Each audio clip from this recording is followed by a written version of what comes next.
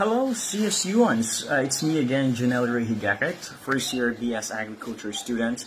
Now this time I'm going to be recording this video for my crop protection lab activity number 2, part 2.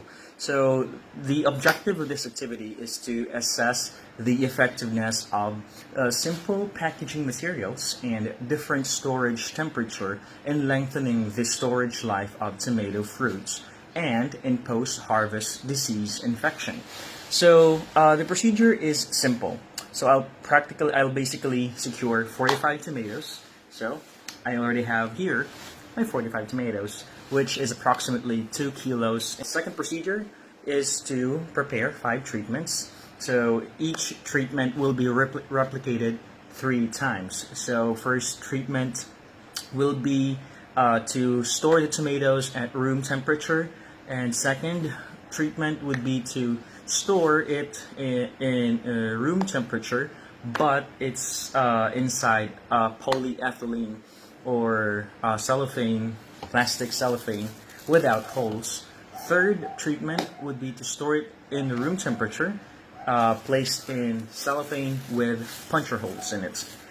Fourth treatment would be to store it in a refrigerator, chiller, part of the refrigerator, and put it in a plastic bag without holes. And then the last treatment is put the tomatoes in the chiller with holes inside the cellophane bag with puncture holes.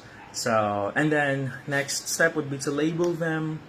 And this is the next step is this is the most important part of this activity. It's to keep your treatments until 15 days and gather data every 5 days until the 15th date. So we have here our what do you call this, criteria, or the data that we need to cover or to gather within 15 days. Afterwards, and then the next procedure, see to it to take photo every data gathering and reflect it in the report, and then we will have our discussion. So by the way, this is actually a group report, but I volunteered to do it alone since I cannot join my team into the field because it's far. They actually chose Las Nieves rice fields, and it's a bit far for me. So I volunteered to do this activity alone.